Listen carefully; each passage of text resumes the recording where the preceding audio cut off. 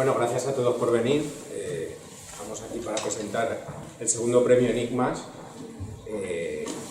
Hace 2 años se cumplían 20 años de la publicación del primer número de la revista Enigmas, a la que ha estado vinculado Juan Ignacio toda la vida también.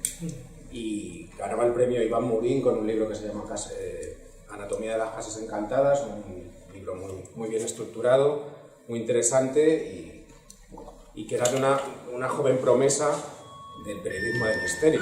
Ahora le hemos dado el premio a Juan Ignacio, casi pues, como una estrella del rock.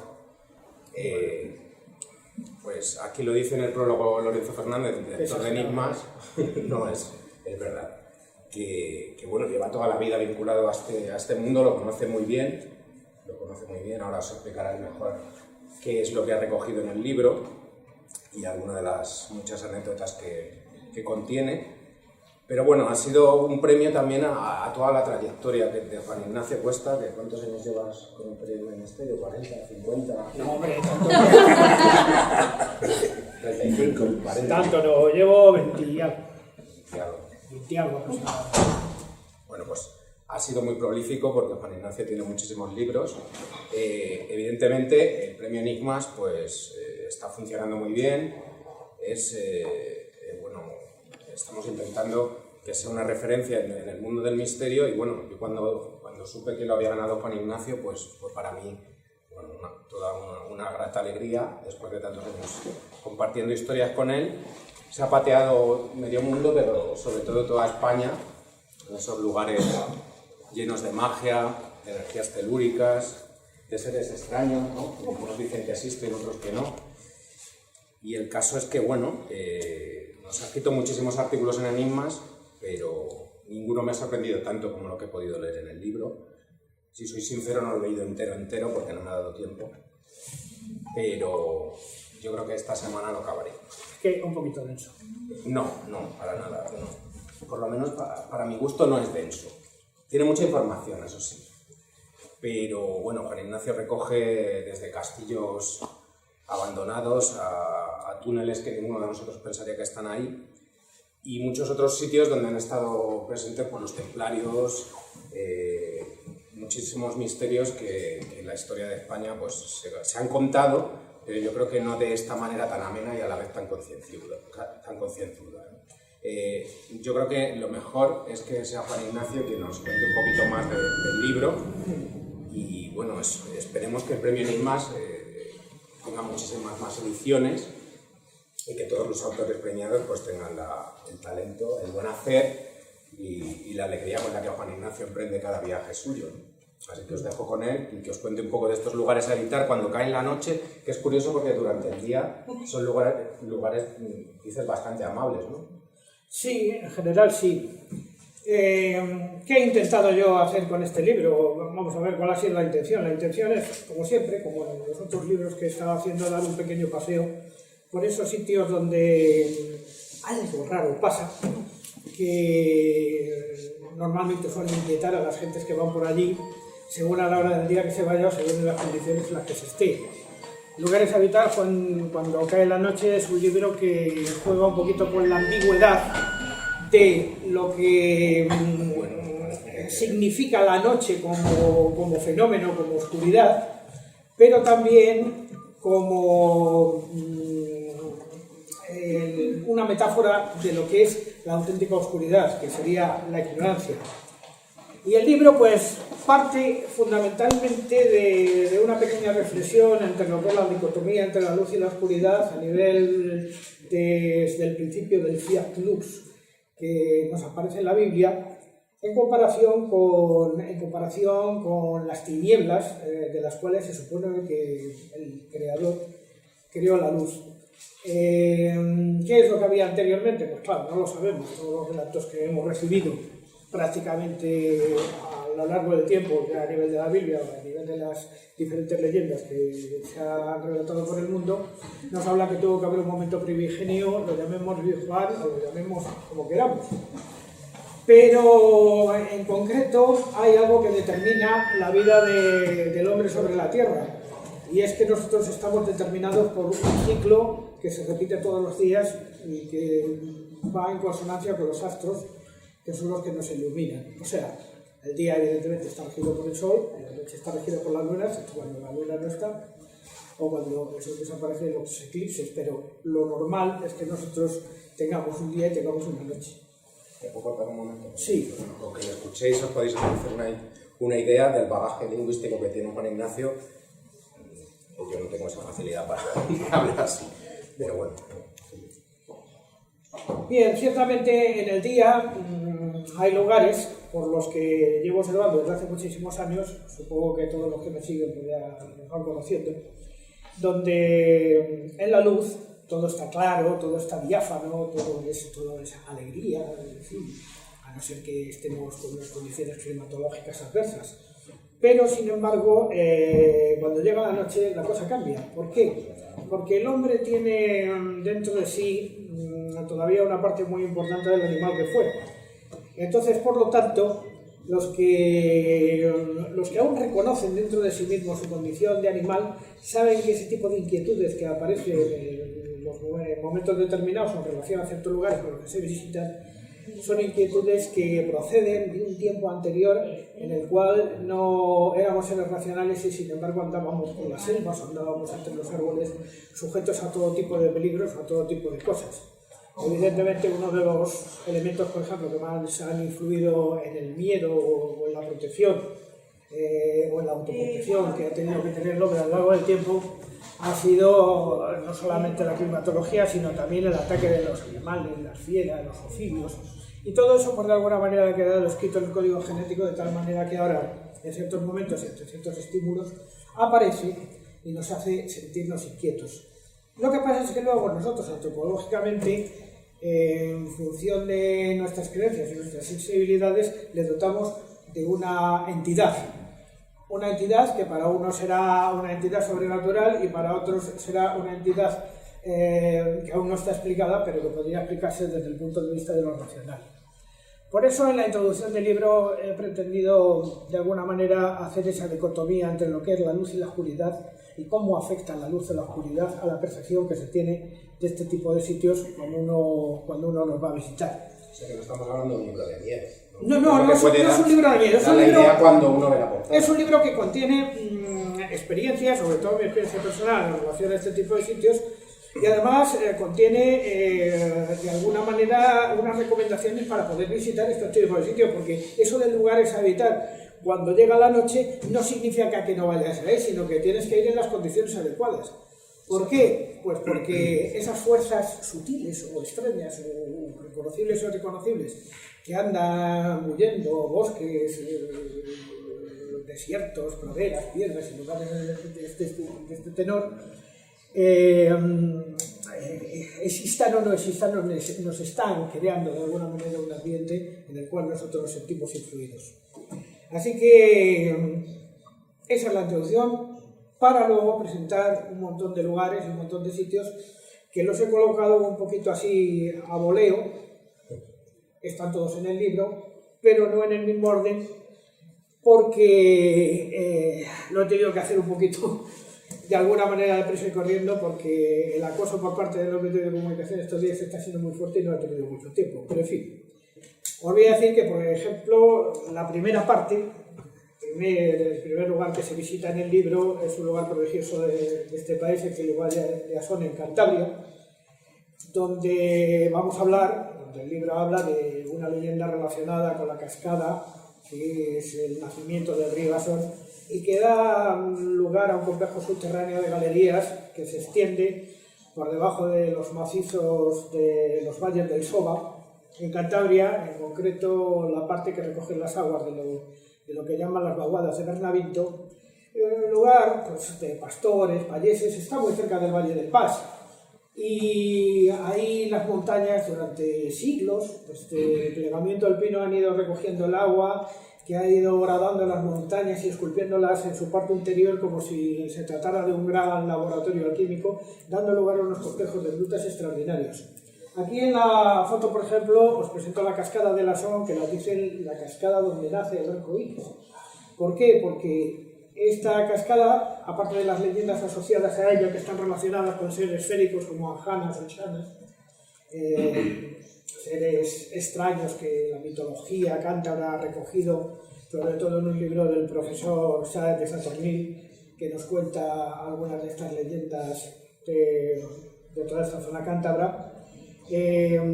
Cuando el sol está en la cascada que se cae, siempre hay un arco iris, como podéis ver, no sé si lo podéis apreciar en la foto, creo que se puede apreciar. Y dicen que esta cascada realmente, en el legendario, no sería una corriente de agua, sino que sería la cabellera de una jana que quedó dormida y que se transforma en una lluvia de monedas de plata si uno se acerca, y puede hacerlo de manera que no alerte al fenómeno. Porque si uno se acerca lo suficientemente y además no cree en él, las monedas de plata se vuelven a convertir de nuevo en agua. Esa es la leyenda. ¿Qué pensar de esta leyenda? Pues simplemente que la imaginación de la gente de la zona, de la gente del Valle del Sol, del Valle del Soba y de la gente del Valle del Paz que andan por la zona, se ha visto siempre muy nutrida por este tipo de fenómenos. Porque si nosotros vamos a la zona que riega el río Asón, que son unos bosques realmente tupidos con unos verdes tremendos, además llenos de musgo, un musgo esmeraldino, a uno en cualquier momento le asalta la sensación de que puede aparecer cualquier ser extraño por ahí entre las piedras o aparecer de una cueva de las muchas que están en la zona. Porque aquí, por ejemplo, visitemos una de las cuevas importantes, que está la cueva de Coventosa. La cueva de Coventosa es una cueva bastante extensa en su desarrollo, tiene casi 36 kilómetros, hasta que llega a comunicar con lo que llamamos el Pozo de Cueto, que desciende desde la Peña a la Valle, en un pozo que tiene dos tramos, uno de 300 metros y otro de 325, que hace un total de 625 metros de caída, hasta una serie de lagos interiores. Sí, bueno, pues va formando un complejo kárstico tremendo, lleno de grandes galerías. Mucha gente piensa, por ejemplo, que dentro de las grutas no hay nada más que gateras angostas donde la gente sufre fenómenos de claustrofobia. Bueno, pues no es así. Realmente nos vamos a encontrar con auténticos cañones, como si fueran el cañón de cualquier río, pero en el interior de la Tierra, en unas condiciones de oscuridad. En concreto, además, vamos a encontrar lo que son todos los espeleotemas, que son estas formaciones que se van formando poquito a poquito y gotita a gotita en el tiempo, con el depósito de carbonato cálcico y otras sales, y que van creando toda esa serie de estalagmitas, estalactitas, columnas, coladas, como por ejemplo aquí tenemos en la foto una colada que tenemos ahí en el Salón de los Fantasmas. Lo que pasa es que, claro, este lugar, a evitar de noche, simplemente es de noche porque está oscuro. No realmente no le influye el ritmo del sol y de la luna como lo hace en el exterior. Simplemente aquí la noche es permanente. Y cuando el espeleólogo entra, o el espeleólogo cualquiera, entra en un lugar de estos, evidentemente tiene que sentir la sensación de que está como un poco de más, está de alguna manera no forma parte de ese entorno, y cuando uno empieza a realizar la actividad de espeleología, o por casualidad alguien le lleva a visitar una cueva de estas características, de repente siente una especie de inquietud y otro tipo de fenómenos extraños que se producen dentro del ambiente subterráneo o del ambiente espeleológico. Por ejemplo, uno de los típicos es la elongación del tiempo. Uno, cuando entra en una cueva, y os puedo decir que yo llevo ya muchísimos años haciéndolo y siempre lo he experimentado, a lo mejor lleva 4 horas haciendo un recorrido y dice, bueno, que 4 horas más buenas, y a lo mejor ha estado 12. ¿Por qué? Porque el tiempo tiene otra percepción desde esta oscuridad. Daros cuenta que el hombre no ha entrado en estos espacios hasta hace muy poco, hasta finales del siglo XIX. Hasta finales del siglo XIX lo máximo que uno podía aspirar a entrar en una cueva era lo que le diera a lo mejor la llama de una antorcha o algún otro medio de iluminación. Hombre, que hay sospechas de que se encontraron algunos relacionados con la electricidad, como por ejemplo la botella que está en Toscapi, ¿no, David? En el Museo de Toscapi, la botella electrolítica está como... No. Malasia Topkapi. Sí, está en Topkapi la pila esta...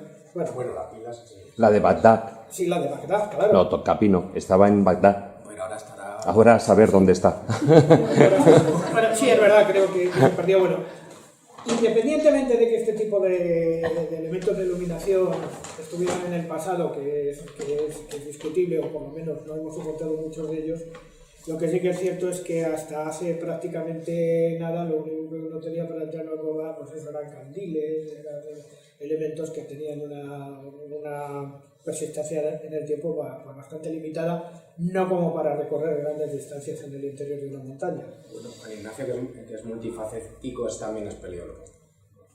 Sí, bueno, claro, ahora está hablando el espeleólogo. Claro, se nota. En este caso concreto de la cueva de Coventosa, tener en cuenta que para recorrer 36 kilómetros no hubiera sido posible con este tipo de iluminaciones. Solamente ya a partir del siglo XIX, cuando se empezó a incorporar el carburo de calcio como elemento iluminador, o posteriormente las lámparas de minas con lámparas que podían sujetar con baterías durante más tiempo, o pequeñas dinamos, se ha podido recorrer grandes espacios por el interior de las cuevas desde que el padre de la espeleología, que fue Ferdinand de Castellet, entró por primera vez en uno de estos sitios con una cierta penetración en kilómetros, en concreto la Peña San Martín, en los Pirineos, que tiene una caída de 1245 metros, creo recordar. Ahora van con la linterna al móvil ya. Pero bueno, lo que aquí nos importa un poco es el legendario asociado a estas cosas que vislumbró el hombre cuando entró por primera vez en el interior de las cuevas. Y aquí, por ejemplo, en una zona férica como esta, que es el Valle de Asón, nos vamos a encontrar la que os he comentado, la Sala de los Fantasmas, donde observar cómo estalactitas y los espeleotemas dan la sensación de adquirir formas. Es muy típico esto de que uno va a una cueva, normalmente las turísticas, y dice, mira, eso se parece al Papa, eso se parece a un caballo. Bueno, pues en este caso concreto, en la Sala de los Fantasmas de Coventosa, nos vamos a encontrar una serie de formaciones que parecen gnomos. Y el legendario popular les ha asignado la función de ser los vigilantes de la cueva. Realmente son formaciones geológicas, no tienen nada de especial, pero es curioso que cuando uno se encuentra allí dentro, si uno no ha sido capaz de entrar en la actitud adecuada, digamos como pidiendo permiso a algo que flota en el lugar, uno no se va a encontrar adecuadamente. Va a sentir cierto nerviosismo y va a sentir cierta inquietud. ¿Que la inquietud viene de la oscuridad? ¿Que viene de las dificultades del entorno? ¿De dónde viene? Bueno, no lo sabemos exactamente, pero es cierto que incluso gente a la que no se le ha advertido siempre apercibe, y además según la sensibilidad de cada uno, este tipo de inquietud. Y la inquietud a veces llega a hacerse incluso hasta insoportable. Hay gente, por ejemplo, que entra y se marea y dice quiere salir. En fin, esto existe. Y se han oído historias antes, peor. Historias antes, peor. Pero luego hay cuevas que su desarrollo es completamente distinto. Por ejemplo, otra de las que trato en el libro es esta, que es la cueva de Fuentemolinos, que está en Pura de Villafranca, cerca de Belorado, muy cerca del trazado del Camino de Santiago, en su zona burgalesa, ya lindando con La Rioja. Aquí os he traído dos imágenes de lo que llamamos las helictitas o las estalactitas excéntricas. Son formaciones exactamente igual que las que hay en otras cuevas, pero tienen la particularidad que parecen reírse francamente de la ley de la gravedad. Observar, por ejemplo, unas estalactitas que suben hacia arriba o que van formando churritos o van haciendo cosas raras. No tengo foto de estalactitas de más tamaño porque las he debido perder, pero hay algunas incluso que llegan a tener varios metros, hasta 7 u 8 metros de altura, naciendo de un punto y dando vueltas como si fuera un sacacorcho. ¿Cómo se han formado? Pues hay varias teorías. Unos geólogos apuntan que es por las impurezas, otros dicen que es por las microcorrientes de aire que hay dentro del lugar, otros afirman que son fenómenos de cristalización no bien estudiados. En fin, yo tengo mi propia teoría al respecto, y es que en el interior de este tipo de grutas parece como si el telurismo, esa fuerza potente de la Tierra que en un momento dado puede ser positiva o negativa, estuviera influyendo durante siglos en la formación de esta estalactita. De tal manera que esos gradientes magnético-gravitatorios que se producen en el interior de la cueva hayan estado influyendo precisamente en el desarrollo de este tipo de formaciones. De tal manera que parecen contravenir la ley de la gravedad, cuando en realidad es el trabajo de muchísimo tiempo, de muchísimos siglos en algunas ocasiones. Además, en este lugar, en la cueva de Fontemolinos, hay algo que es curioso, y es que estas estalactitas son musicales. Funcionan como si fueran auténticas, lo que se llaman tubular bells o campanas tubulares. Cuando se las roza lo más mínimo con el dedo, con la uña, con cualquier objeto, emiten un sonido como si fueran una campana. Es verdaderamente extraordinario, porque si uno allí en estos... Yo lo suelo hacer con la gente que voy, pides que la gente se quede en silencio y en total oscuridad y empiezan a sonar estas campanas. Parece que el sonido que producen estas estalactitas al final llega a producir en los que están allí una especie de estado de alteración de conciencia positivo. No asociado evidentemente a ningún tipo de sustancia tóxica, sino asociado pues, evidentemente a que la composición de los neurotransmisores en ese momento seguramente será capaz de producir grandes cantidades de endorfina que entrarán en el torrente sanguíneo produciendo esa sensación placentera. En fin, a este respecto se podría contar que cuando, esto ya es una anécdota que no tiene que ver con el libro, que cuando un doctor de los laboratorios Bayer, el doctor Hoffman, descubrió por casualidad a mediados del siglo XX el LSD, la de dextroetillergotamina, perdón, del ácido lisérgico. Sí, bueno, pero esto lo descubrió por casualidad. Estaba buscando realmente un medicamento para el parto sin dolor basándose en la ergotamina que procede del cortisol del centeno. Sin embargo, el experimento le llevó a tener allí una serie de tubitos y uno de ellos se derramó. Y cuando él probó a ver aquella sustancia, al llegar a su casa se le fue la cabeza completamente y descubrió el LSD. Y de ahí del LSD salió una investigación científica que ya no tiene que ver con el fenómeno hippie, que fue la que llevó de alguna manera a que alguien se ocupara de cómo esto funcionaba, porque en principio eso se relacionó con la esquizofrenia. Pero lo que sí se descubrió es que con trazadores adecuados, parece ser que el ácido lisérgico tenía un recorrido que llegaba hasta el hígado, donde desaparecía y era metabolizado en otra sustancia, que es la que realmente producía este estado de alteración de conciencia. De lo cual dedujeron en su momento, ahí está un libro de John Cashman que se llama El fenómeno LSD, que esas sustancias que producen el estado de alteración de conciencia son liberadas por el propio cuerpo humano, por el propio mecanismo neurológico, por el estímulo de este tipo de sustancias, pero que realmente ya existe. Y que, por ejemplo, algunas personas como los yogis o los ascetas a lo largo del tiempo las han podido liberar de forma natural, sin necesidad del concurso de tóxicos. Luego lo sale la CIA también, otra historia. Sí, bueno, ya, pero eso ya se aleja un poco del objetivo. Bien, pero vamos con el libro que ya me he desviado. Otro de los lugares interesantes que toco en el libro está en la zona de Valderredible, al final, cerca del pueblo que es maravilloso, un paisaje verdaderamente extraordinario que es Orbaneja del Castillo, y lo llaman la cascada del Tobazo, que es lo que veis ahí.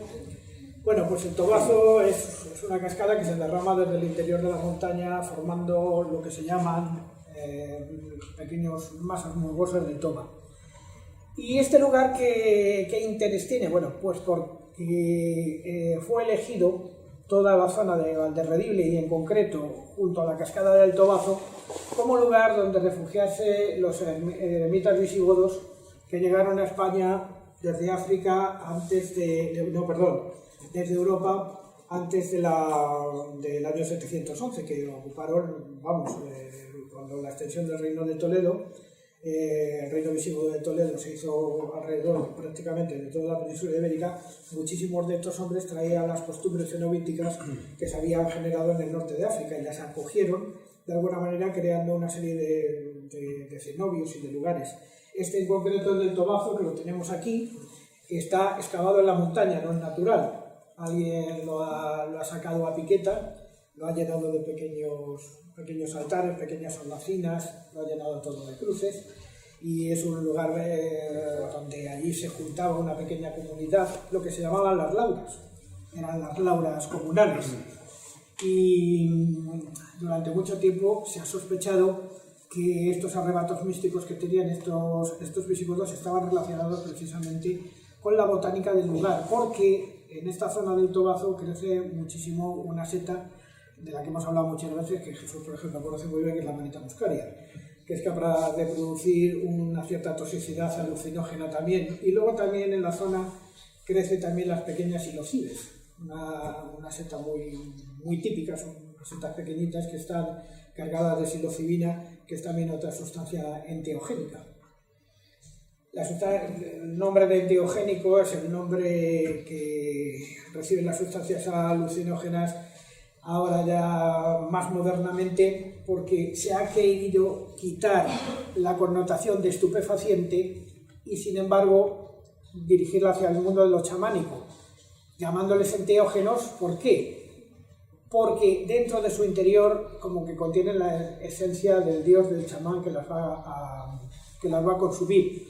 Entonces ese carácter enteogénico diría que el poder de estas setas, o el poder de estas sustancias alucinógenas, viene de un dios interior que es capaz de provocar estos estados en ciertas personas. Ahí hay un libro que seguramente muchos ya conocen, bueno, aquí supongo lo conoce todo el mundo, que es Las enseñanzas de don Juan de Carlos Castaneda, donde habla de las experiencias que tuvo con lo que es la datura estramonio, pero una variedad que tenemos en España con un común, la variedad mexicana que es algo más potente. No, el peyote no, la datura estramonio, luego el peyote también y el cactus de San Pedro también lo utilizó. Pero vamos, no es que no se utilizarán los otros, es que Carlos Castaneda en concreto hace su primer relato de las enseñanzas de don Juan basado fundamentalmente en la datura estramonio. Y bien, otros lugares que se contemplan en el libro, por ejemplo, este que veis aquí en una foto en blanco y negro, que lo vamos a encontrar en uno de los parajes más insólitos de la geografía española, que está dentro de la Serranía de Cuenca. La Serranía de Cuenca, junto con sus alrededores, en la provincia de Teruel y en las provincias limítrofes, como es el sur de Zaragoza, la parte norte de Guadalajara, parte de Cuenca, un trozo de Soria, un trozo de Burgos, lo han venido a llamar la Laponia española.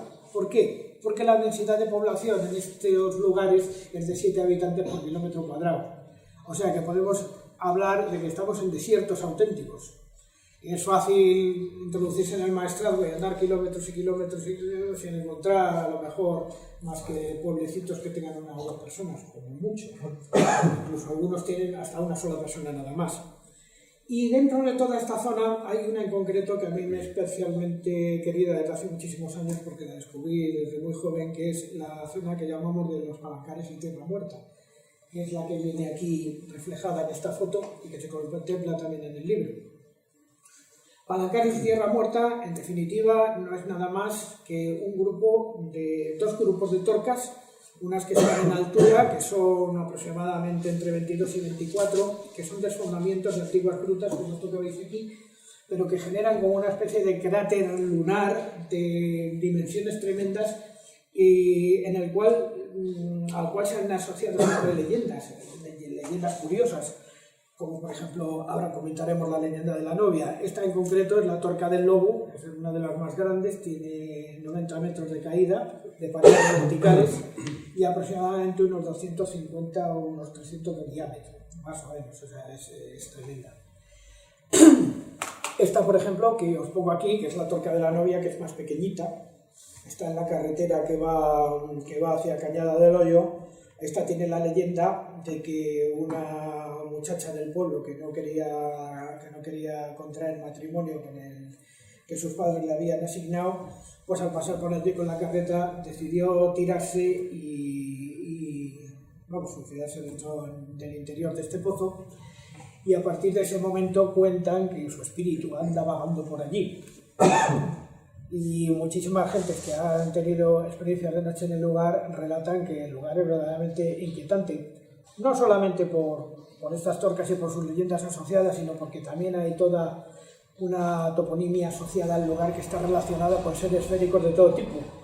Por ejemplo, muy cerca de la Torca esta de la Novia vamos a encontrar un sitio que se llama Cenajo del Duende. El Cenajo del Duende, que parece ser, está relacionado con una serie de aullidos que se escuchaban por las noches y que tenían que ver con una pintura que había en uno de los abrigos que hay en un monte que se llama Los Huesos del Vasallo. Y luego, curiosa, sí, hombre, para estar de noche ahí hay que tener un cierto espíritu, tener mucha curiosidad, pero sobre todo estar muy concienciado de lo que se hace, porque claro, pasar la noche en uno de estos lugares y tal, no es el plato de gusto, la gente no suele hacer esas cosas normalmente.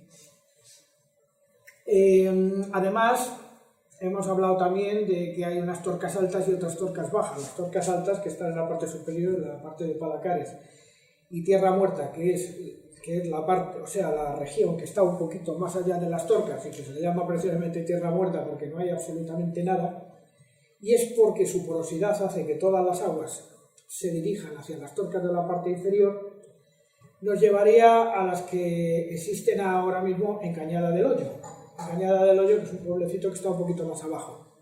En Cañada del Hoyo vamos a encontrar un curioso fenómeno, y es que el agua que se filtra en Tierra Muerta y en las torcas que están en los Palancares va toda bajando hacia abajo de tal manera que ha creado 7 lagunas, 7 lagunas que tienen una característica.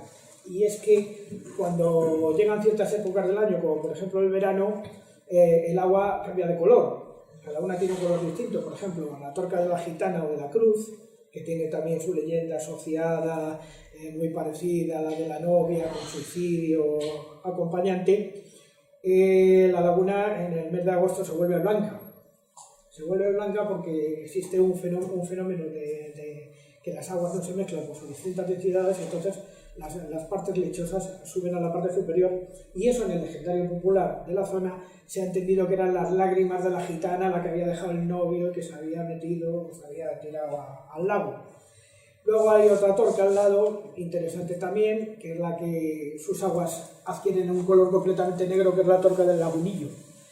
Y adquieren un color completamente oscuro, tal que no son capaces de reflejar las paredes que tienen alrededor y los árboles que tienen alrededor por su composición química, que es verdaderamente curiosa.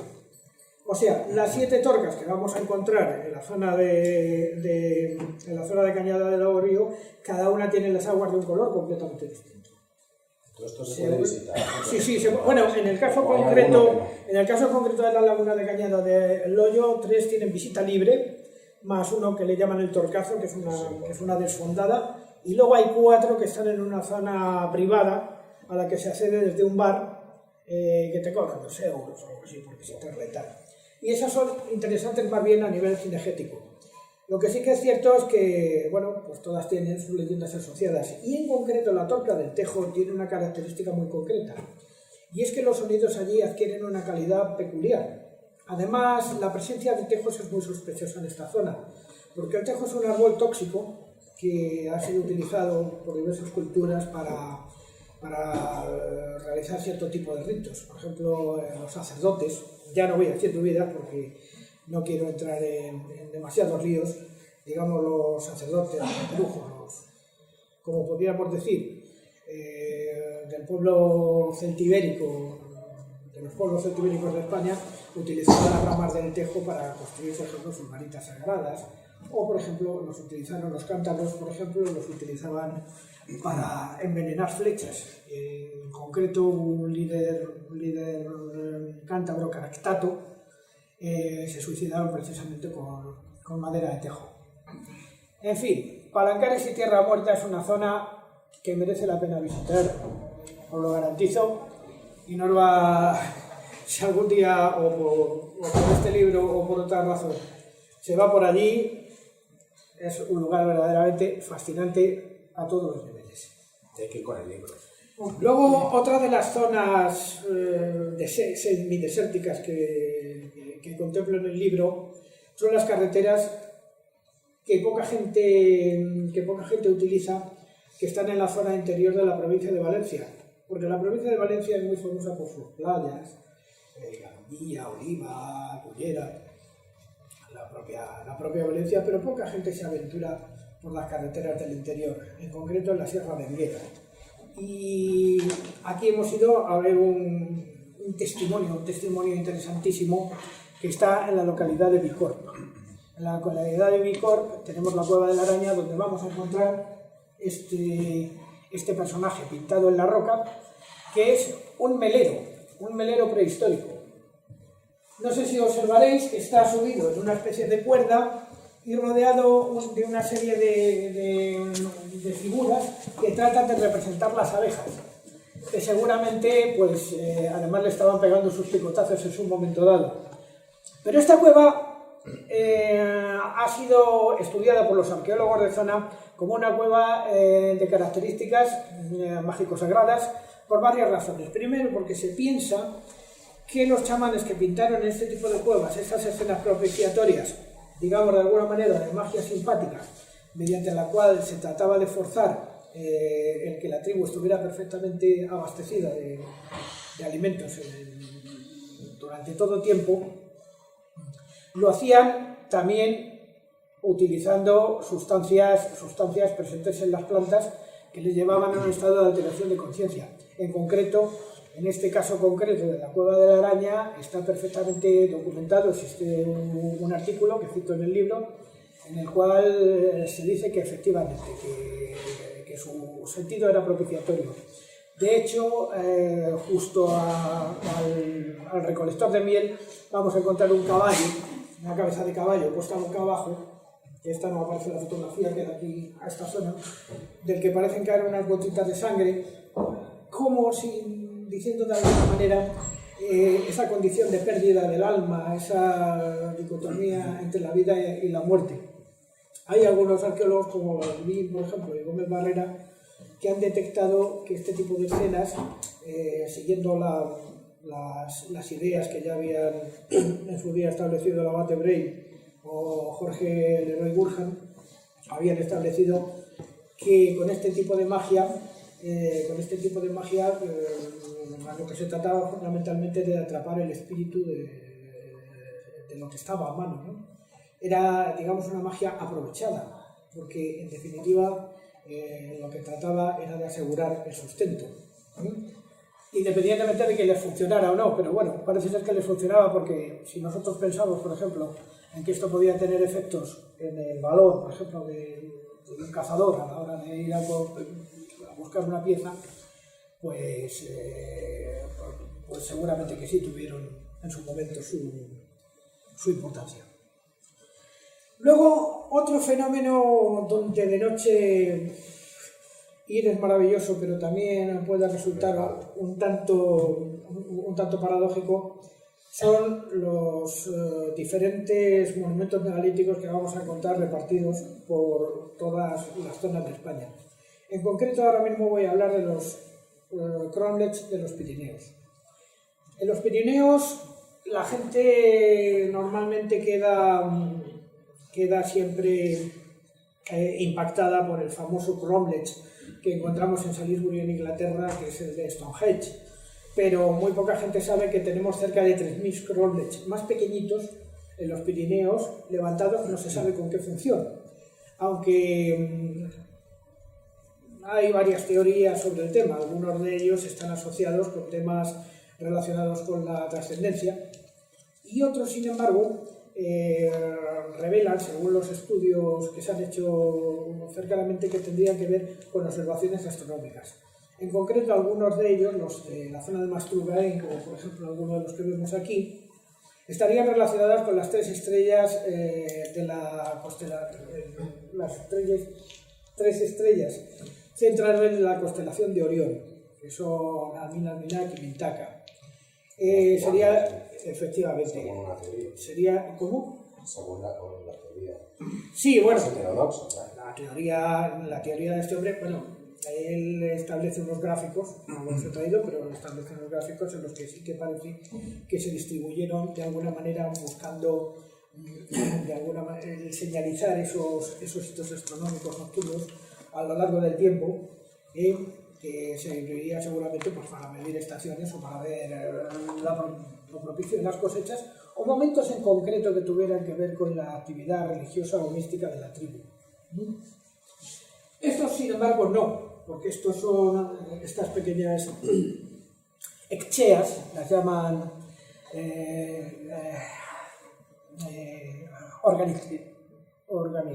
bueno, casa de brujas en vasco, son pequeños... Sorcinechea. Sabinechea. Son pequeñas estructuras dolménicas que todas estaban relacionadas en general con enterramientos, pero que seguramente que tenían también alguna otra función, a tener de los ajuares funerarios que se han encontrado o algún tipo de cosas. Realmente es sorprendente, aunque no son los únicos que hay en España, porque aunque pueda parecer que estos 3.000 cromlechs de los Pirineos, que la mayoría ya prácticamente habían estado destruidos porque se habían reutilizado sus piedras para las vallas de los cercados, para guardar el ganado, para hacer cabañas, ha tenido que ser reconstruido buscando las piedras allí por el monte, eso para volverlos a colocar, excepto en algunos casos que se han mantenido porque habían quedado bajo el suelo, o sea, habían quedado enterrados. Bueno, y de aquí voy a saltar a un clásico que es Conquezuela. Si hay un lugar mágico relacionado con la arqueología, relacionado con las prácticas chamánicas en la geografía española, y ya he hablado de él muchísimas veces, este es el santuario de Conquezuela, que está en Soria, entre los pueblos de Miño de Medinaceli y Torrecilla del Ducado. Es un pequeño pueblo que no tiene importancia ninguna, pero sí tuvo importancia el hecho de que existe allí una especie de promontorio donde hay una grieta que tiene en su interior, como podréis observar aquí, una pileta en la que continuamente va cayendo a través del verdín unas gotitas de agua que la van llenando. Y a tenor de los gráficos que hay en la cueva y que ahora iremos viendo, siempre estuvieron relacionados con algún tipo de rito del que no tenemos mucha idea. Fueron estudiadas por un arqueólogo que se llamó Gómez Barreda, que ha detectado que existen ahí una serie de cazoletas, por ejemplo, estas cazoletas que tienen cerca de 1245, aunque hay otras fuentes que dicen que son más de 2000. ¿Qué es lo que se buscaba en esta grieta, o qué buscaban los hombres que estuvieron en esta grieta, de los que no tenemos filiación, porque realmente tampoco sabemos exactamente ni a qué tribu ni a qué etnia pertenecían? Pues muy posiblemente lo que trataban era conseguir la potencia, toda la energía esta sobrenatural que tenía este lugar, impregnando sus instrumentos, sus flechas, los instrumentos que utilizaban para cazar. Y del carácter mágico-religioso de este lugar, podemos decir que nunca dejó de mantenerse, porque o bien porque estuviera aislado, o bien porque fuera de una entidad tan potente como nos podamos imaginar, el cristianismo no pudo con él. De hecho, observar la bóveda que tenemos aquí, esa bóveda fue construida en la Edad Media para proteger este santuario, al que todavía la gente seguía acudiendo a pesar de las prohibiciones. Las prohibiciones que, por ejemplo, se establecieron en los concilios VI, XII y XVIII en Toledo, donde bajo la advertencia de Dumio de Brácara, se condenaban a los veneradores lapidum, o sea, a los veneradores de las piedras, diciendo que claro, que no tenía que ver con el cristianismo, no podía consentir el cristianismo que se siguiera todavía adorando a los espíritus de las piedras, a los espíritus de los bosques, porque démonos cuenta un poco que las deidades del mundo de los colonizadores ibéricos y celtibéricos en la península ibérica no tienen dioses fijos con forma, o sea, no existen formas. Las formas vinieron ya con la romanización. Realmente toda la naturaleza tenía su entidad divina de alguna manera, sin que podamos entender que esa entidad divina hablaría de un dios como lo que sería un dios monoteísta, sino que realmente estaban renombrando energías o todo lo que tenían alrededor del mundo. Y en Conquezuela esto se daba con absoluta profusión, porque además la grieta, al tener una cierta forma que podía recordar a unos genitales femeninos, seguramente que estaba relacionada también con ritos de fertilidad. ¿Y hoy se sigue practicando el ritual? Pues efectivamente, porque como la Iglesia no pudo con ello, posteriormente lo que hizo es inventarle una aparición mariana, la de la Virgen de la Cruz, y colocarle una ermita al lado, para que la gente no fuera allí a hacer la romería a la entidad pagana, que se supone informe que está por allí, y si lo fuera a hacer a una entidad totalmente cristiana. De todas maneras, de símbolos como este sí que se ha podido sospechar, al menos esa es la opinión de Gómez Barreta, de que este santuario estaba dedicado a alguna especie de dios Ofidio, que habitaba en una laguna que había enfrente y que hoy día está desecada. Ahí tenéis de nuevo las cazoletas. Y luego, curiosísimamente, este artilugio que está justo al pie del santuario y que mucha gente ha querido ver aquí un graderío para que se sentaran los músicos en las fiestas. Pues no, esto no es un graderío para que vayan los músicos a las fiestas, esto es un altar de sacrificios de un pueblo celtibérico. En concreto, podríamos decir Betón, pero los betones nos pillaban lejos.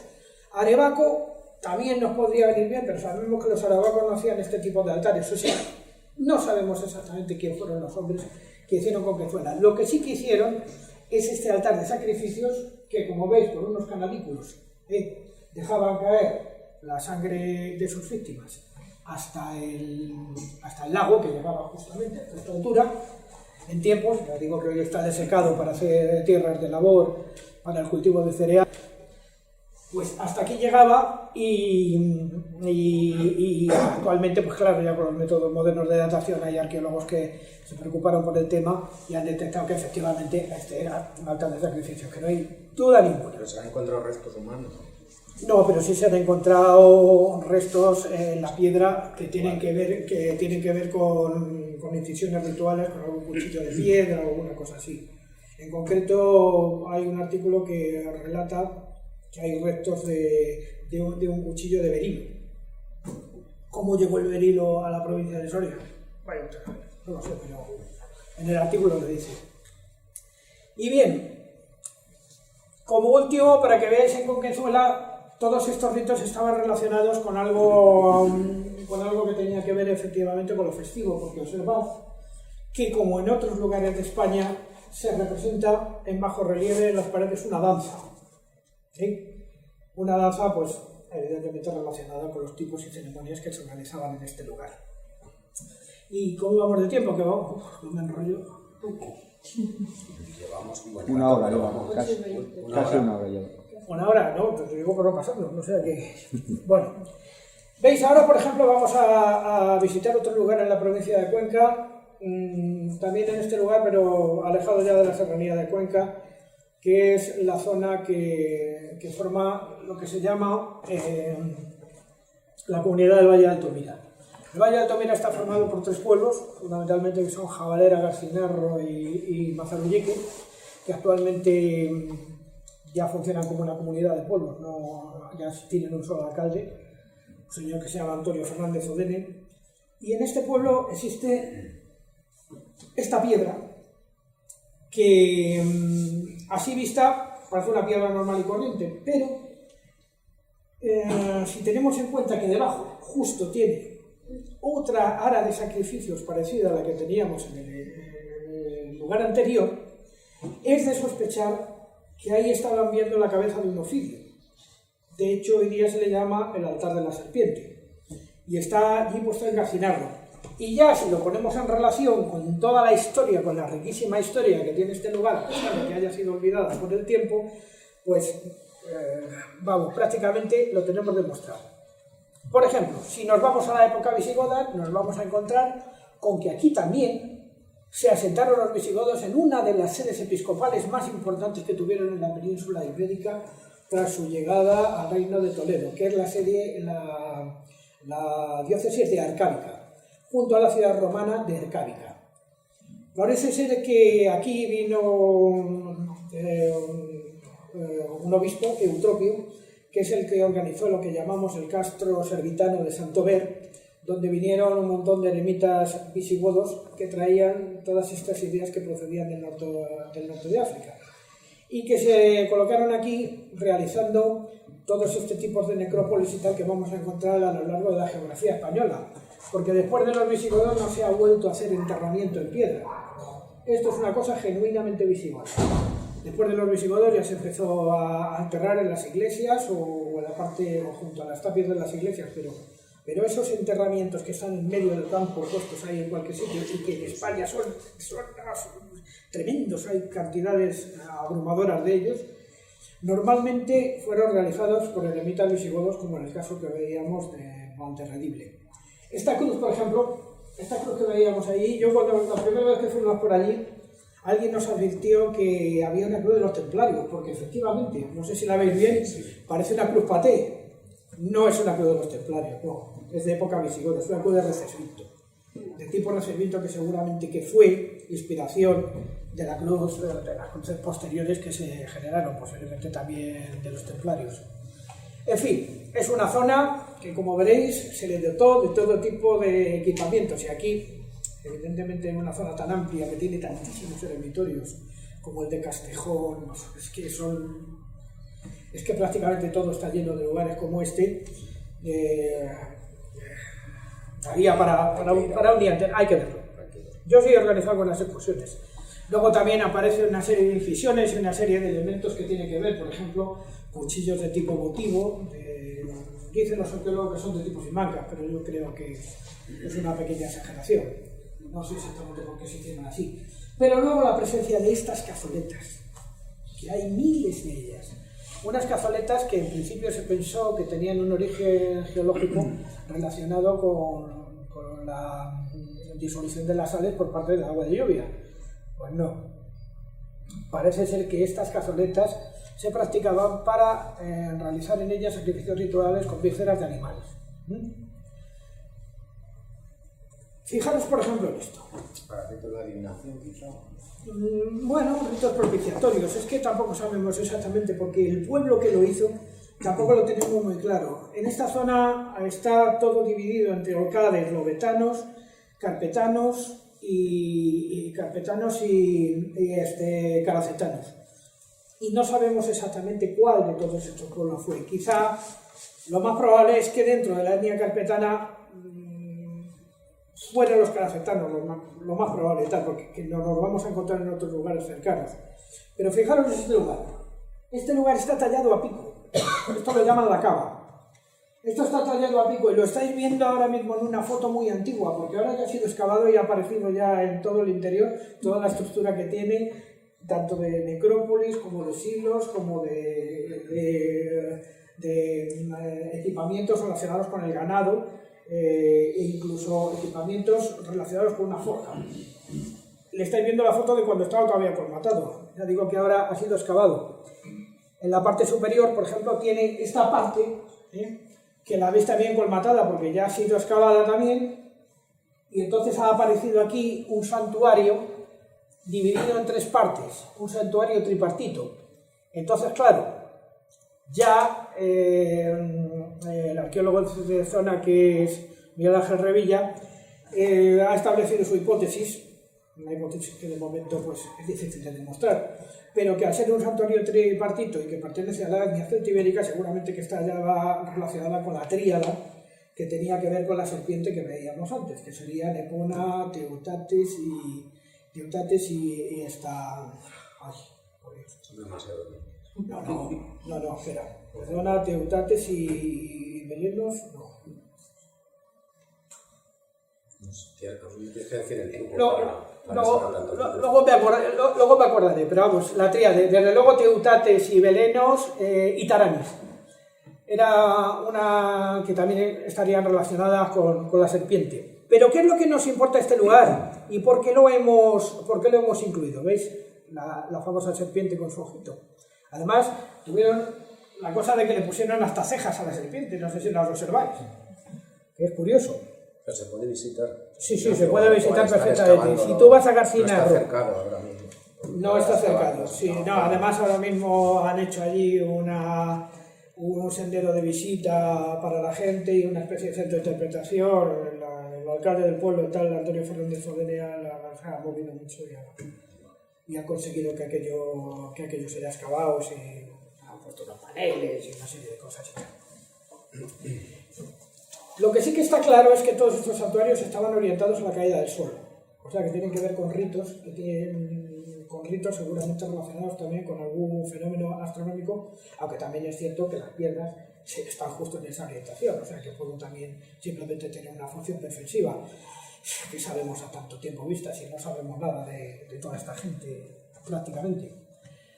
Lo que sí que es cierto es que esta zona tuvo mucha actividad porque aquí, antes de que llegara, después de la llegada de todos estos pueblos, de todas estas tribus, cuando se produjo la persecución o la romanización a base de Tiberio Semponio Graco, en el siglo II hasta los años 50 a.C., más o menos en la zona, se les fue, romanizando, se les fue esclavizando y se les fue reconduciendo hacia Arcábica, porque Arcábica creció fundamentalmente por una cuestión que existe en la zona, y es que existen minas de lápiz especulares. Pero a lo que importa, ¿por qué se ha incluido en un libro como lugares a habitar cuando cae la noche? Pues muy sencillo, porque esta es una zona que se autoprotege. En esta zona o va uno con la conciencia clara de dónde está y de que lo tiene que respetar y tiene que intentar comprenderlo, o la zona lo va a rechazar. Sobre todo a la caída de la tarde. La caída de la tarde es tremendo. Este quizá es el lugar que dio origen a la idea de este libro. Esa sensación de desazón que entra en este lugar cuando uno llega a este sitio. ¿Por qué justo en este lugar sucede esto? ¿Qué razón hay? ¿Y qué razón hay también? Y si puede estar relacionado con el hecho de que existen allí un montón de nichos en las piedras que en principio los más heterodoxos relacionaron con columbarios para que se depositaran las palomas, pero realmente tiene más bien que ver con la costumbre que tenían este tipo de pueblos de cortar las cabezas de sus enemigos y colocar el cráneo para que fuera visto, porque eso no lo describen varios historiadores romanos como Ptolomeo, Tucídides, en fin. Y bien, de aquí vamos a saltar de nuevo a la provincia de Palencia, al eremitismo rupestre, también organizado por visigodos, y preguntarnos desde el siglo XXI qué llevó a unos individuos a fabricarse eso. O sea, a llegar a encontrar una roca en concreto en un sitio y de repente vaciarla como si fuera una calabaza para meterse en su interior y fundar una comunidad. Porque si fuera la única, bueno, una banda de chalaos. No, son cientos, o sea, cientos por donde vayas. Y luego encima, querer pasar al otro barrio, desde ahí mismo, creando una necrópolis justo a su alrededor, que es un fenómeno que sucede en tantísimos sitios, en San Frutos del Duratón, en Santa María de Melque, en todos los lugares. ¿Qué había de sagrado en estas piedras para ellos en concreto, para que quisieran vivir de esta manera y en estos lugares? Porque yo aquí no veo una fusión de... Bueno, decir que esto se llama el eremitorio de San Vicente y está en Cervera de Pisuerga. Bien, responder a esa pregunta no es fácil desde nuestra sensibilidad. Evidentemente algo buscaban. Hay teorías, podría haber para todo. Porque si fuera el único, pero mira, por ejemplo, está la iglesia de Canalso, que también está ganada a la roca, también fue un eremitorio en su día y todavía está en activo. Es más, Hay otras en la zona, como la de Santa María de Valverde, Pues o por ejemplo, la de... Sí, o la de... Bueno, Arroyuelos no se utiliza, pero por ejemplo esta que vemos aquí en Boyeros de Pisuerga, que está totalmente ganada a la roca arenisca, ahora es una iglesia normal y corriente solamente, que ganada a la roca, o sea, vaciada en la roca, con todos los adaptamientos, columnas, ábsides, de todo, y además con remodelaciones y los retablos que se le pusieron en el siglo XVI y XVII. O está de Arroyuelos, presillas de Brisia, y además hay algo muy sospechoso, y es que aquí al lado justamente se desarrolla una cultura luego, posteriormente a los visigodos, en la parte medieval, que está relacionada con lo que llamaríamos un cierto erotismo medieval, pero que tiene también su fundamentación, su fundamento en la sensibilidad y en la lógica de la época. Hay dos lugares aquí cerca, uno a toda esta zona que estamos hablando, uno sería la Colegiata de Cervatos, famosa Colegiata de Cervatos, y otro sería San Martín de Lines, que es el que estamos viendo en la foto. Todas ellas tienen canecillos con un fuerte contenido erótico. Como está en el libro también. Sí, efectivamente, con un fuerte contenido erótico relacionado con una práctica que se daba en la Edad Media que se llamaba el risus pascalis. El risus pascalis, o la risa de Pascua, era una especie de psicodrama que se realizaba justamente después de la Semana Santa, en el cual los sacerdotes exhibían sus atributos a los fieles, riéndose y contando chistes obscenos, de alguna manera tratando de evitar las tensiones que se habían, las tensiones de alguna manera por las restricciones de la Cuaresma. Es curioso porque los canecillos estos de contenido erótico relacionados también con el risus pascalis están entendidos prácticamente por toda la geografía. Porque si hay un misterio de misterios en cuanto a lo que es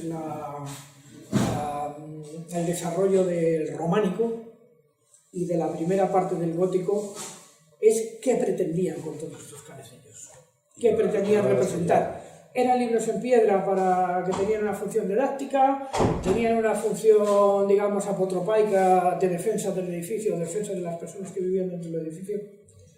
No lo sabemos.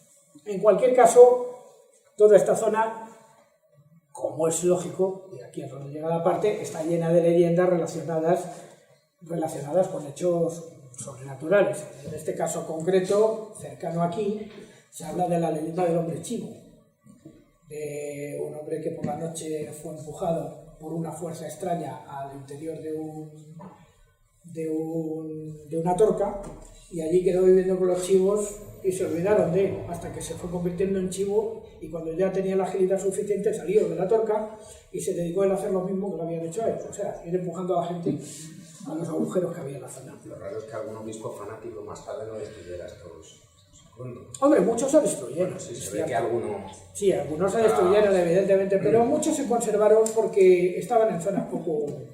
Ten en cuenta que la transición del románico al gótico fue muy brusca, y que pasamos del mundo fundamental, o sea, del mundo feudal al mundo de las ciudades, de los gremios, de las cofradías. Entonces el salto es tremendo.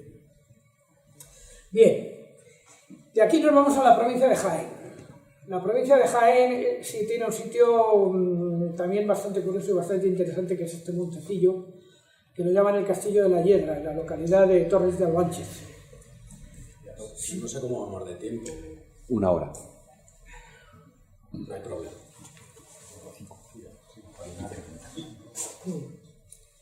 Bueno, pues en la localidad de Torres de Albánchiz encontramos aquí que le llaman el Castillo de la Hiedra, que es como una especie de pirámide. La idea fundamental de la gente del lugar es relacionarle con todo tipo de ritos extraños. Por ejemplo, una de las cosas que suele hacer la gente es atar las ramas de las retamas con un nudo para sujetar al diablo. Pero también hay otros que últimamente nos han estado contando alguna cosa nueva que no la conocía yo. Y es que se les daba un cierto poder para poder ver a los difuntos y cosas así. O sea, cosas realmente extrañas. Es una tierra muy mágica y muy curiosa.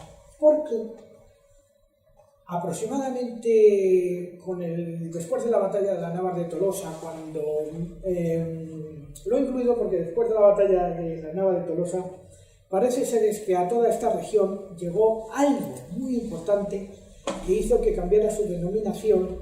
Esto se llamaba la Cora de Llanán o Cora de Jaén, hoy día lo llamamos Jaén, pero también recibió a partir de entonces la denominación de Santo Reino. Y Santo Reino, que sepamos, solamente hay tres. Uno sería Jerusalén, otro sería el Vaticano y el otro sería justamente el Santo Reino de Jaén. ¿Por qué? ¿De dónde viene la denominación de Santo Reino? ¿Qué es lo que sucedió aquí para que se le empezara a llamar así? Uno lo relaciona con la presencia en la Catedral de Jaén de un paño de la Verónica, una Vera Imago Christi, o sea, lo que sería el rostro de Jesucristo impregnado de alguna manera en un paño. Otros lo relacionan con Fernando III el Santo, pero ya se llamaba Santo Reino antes de que Fernando III el Santo estuviera en Jaén. ¿Qué pasó aquí fundamentalmente después de las Navas de Tolosa y que en ese intervalo de tiempo empezara a llamarse Santo Reino?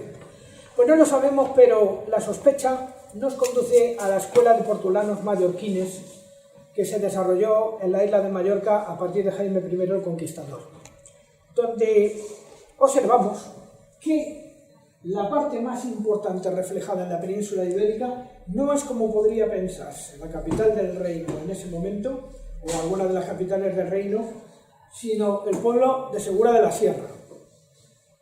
Además, añadiéndole la circunstancia de que ahí nacen dos ríos importantes que a través del río Mundo se unen para generar lo que se llamó una verdadera vía de circulación de mercancías, sobre todo de mercancías importantes como eran la plata que se obtenía en las minas de Linares, el esparto, que era muy importante en aquellos años porque formaba parte de la industria textil y que iba a los astilleros de Sevilla a través del Guadalquivir y a través del Segura bajaba hasta Cartagena, salía por Molinas, o sea, por Guardamar de Segura y luego era llevado hasta Cartagena, y que se llamó precisamente así, la vía espartaria. Y aquí tenemos también una serie de elementos que nos hacen sospechar que esta tierra fue especialmente importante. Pero además educó por los templarios. Sí, bueno, sí, la historia es que ya eso nos desvía un poco. Pero sí está relacionado. Jaime I es hijo de Pedro II de Aragón. Pedro II de Aragón había sido defensor de los cátaros durante la cruzada de los cátaros en el Languedoc. Entonces, esta cruzada que se pone contra los albigenses termina dramáticamente, tiene un episodio dramático que es la bajada del castillo de Monsegur, y hay una sospecha. Y aquí es donde tiene que ver esto con el asunto. Parece ser que muchos de los caballeros que estuvieron en la batalla de las Navas de Tolosa eran caballeros del Languedoc, que habían venido de Carcassona, y que eran caballeros de ideología, o por lo menos de simpatías cátaras. ¿Por qué no nos ponemos a pensar, y esta no es hipótesis mía, sino de un hombre ya fallecido que fue Mario Morcillo Moreno? Podríamos pensar que cuando se hizo la batalla de la Nava de Tolosa en 1212, llegaron a la conclusión de que esa sierra que se llamaba Sierra Segura sería una sierra segura para esconder alguna cosa. Y entonces, en el episodio de Monsegur, algo se trató de llevar a ese lugar para que estuviera perfectamente protegido. ¿Por qué? Porque es muy curioso. Los cátaros que fueron de alguna manera expulsados desde Quéribus, Carcasona y todos estos sitios, llegaron al Alto Aragón. Y del Alto Aragón, Jaime I los derivó justo a esta zona antes de enviarlos a Mallorca, que es cuando se crea la escuela de portulanos. Por lo tanto, algo debieron llevar allí que hace que este lugar fuera importante, tan importante que incluso años después el propio Carlos V fue a la Puerta de Segura a hacer su propio palacio, a hacer su propio castillo y a crear allí una fuente importante, y además algunos prohombres de la época, como por ejemplo Rodrigo Manrique, padre de Jorge Manrique, fueron maestres de la Orden de Santiago y estuvieron ocupados mucho de la zona. Pero que es una zona que no solamente dejó de... ¿Veis? Observáis en este otro mapa cómo claramente sitúa la importancia de este lugar. Hombre, que ir a avanzar rápido, bueno, lo digo no porque no sea interesantísima la charla, Juan Ignacio, sino por la ignorancia de la librería. Bueno, voy a saltarme un poquito toda esta zona, que ahí el libro lo tenéis, para llegar a uno de los sitios más emblemáticos, porque no nos va a dar tiempo. Dejar algún misterio, si no.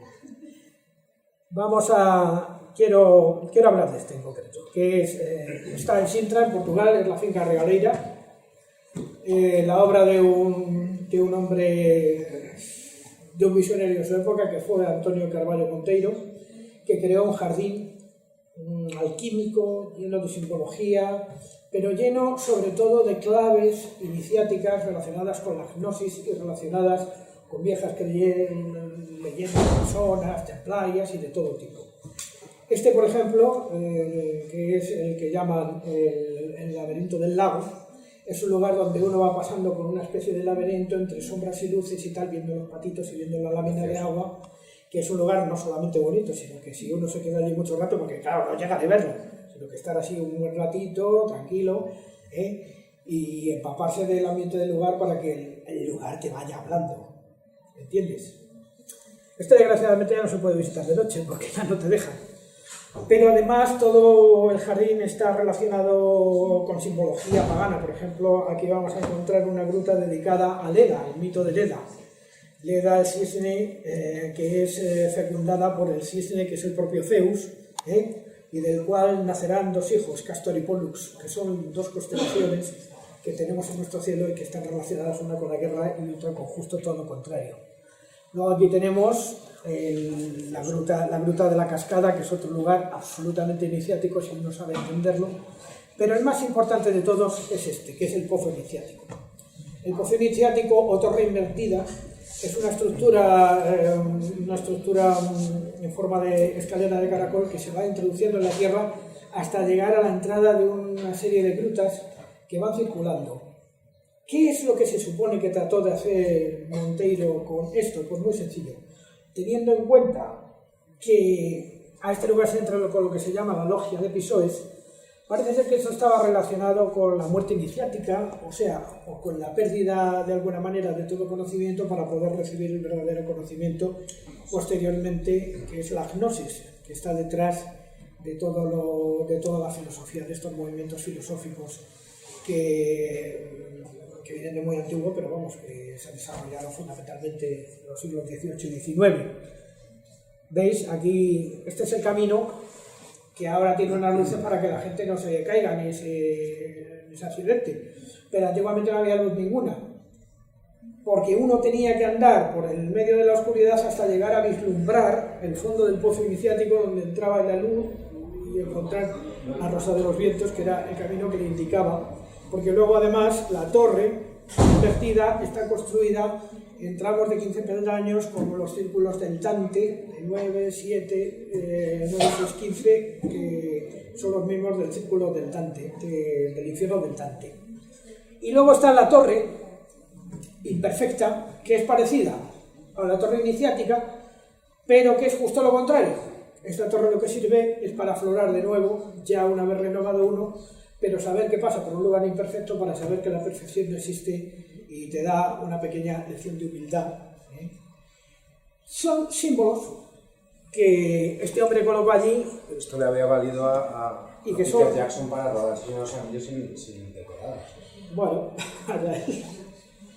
luego además le dotó de un palacio manuelino extraordinario, como veis ahí, muy historiado. Y bueno, creo que... Bueno, yo creo que en el libro vais a encontrar muchísimas más historias como la que os ha contado Juan Ignacio. Yo creo que es bueno, lo habéis visto, ¿no? Yo creo que casi nadie conozca a España como él. Y bueno, os invito a que lo no hay que exagerar tanto. Por lo menos... Me quedan muchas cosas por saber a mí. Madre mía, bueno, nadie lo diría.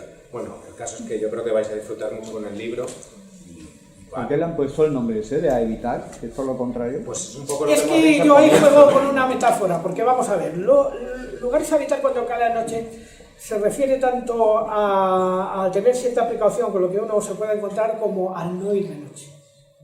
O sea, al no ir en ignorancia absoluta. Ahí lo voy explicando a lo largo del libro, que lo que uno tiene que saber es dónde va y saber interpretar perfectamente lo que va a entender. Entonces la noche también es el símbolo de la ignorancia. Y por lo tanto, la tiniebla de la noche es la que hay que despejar para poder conocer la verdadera esencia de este tipo de lugares. Que yo veía como un recurso de marketing para decir y evitar para que vaya la gente, ¿no? Ya, Yo creo que es un juego de palabras. pero es un juego de palabras. Sí, pero si hay que preguntarlo, ya el juego ya Sí. no está tan claro. Ciertamente, pero Bueno, claro, yo creo que- yo ahí en ese asunto no puedo entrar a dar mi opinión porque no es mi competencia en este momento. Yo creo que es muy atractivo, sí. No sé. Sí, atractivo desde el punto de vista de la mercadotecnia, sí. Pero claro, si estás planteando una serie de cosas que son atractivas para visitar, para evitar, bueno, Sí, pero- para dar un poco de intriga, guay. Pero no atractivas de cualquier manera, o sea... No, ya, pero lo has explicado. Hay que ir con una cierta prevención porque estos lugares tienen mucha importancia y no se puede ir así de cualquier manera. Lo que pasa es que si llevas mucha documentación o mucha preparación, a lo mejor llevas también mucha predisposición, que también puede ser malo, ¿eh? No, hombre, pero cada uno tiene su sensibilidad para saber Su cabeza, claro. lo que está viendo, porque habrá gente escéptica que diga, este tío es un chaval, sí, esto se lo ha inventado. Bueno, aceptémoslo, es mi teoría, son mis hipótesis. Mi propuesta, ¿no? Mi propuesta. No pretendo que sea un universal ni nada parecido, ni que todo el mundo tenga que pasar por ahí, ni mucho menos. O sea, no se trata de eso. Bueno, ¿hay alguna pregunta más que le queráis hacer a Juan Ignacio? Si no, Yo pues... te quería hacer una pregunta. Dime. Has mencionado antes a Carlos Castaneda. En uno de sus libros, que no recuerdo, creo que es el segundo, es El viaje a Islán, don Juan le dice a Castaneda, van paseando y ve a unos campesinos que están tumbados, están descansando, y le instruye, le dice, cuando vayas caminando y veas a gente que se para en un sitio a descansar, ahí no te pares tú, porque son sitios que absorben energía. Contrariamente a lo que puedes pensar, ¿no? Que la gente descansa donde se va a recuperar, no al revés. Si alguien se siente cansado cuando llega a un sitio que absorbe energía. Al revés, cuando va a un sitio que te altere, es un sitio donde tienes que pasar porque ahí hay poder, algo así le dicen. Pero de tu perspectiva, debe haber algún cierto código, ¿no? En estos sitios, Sí.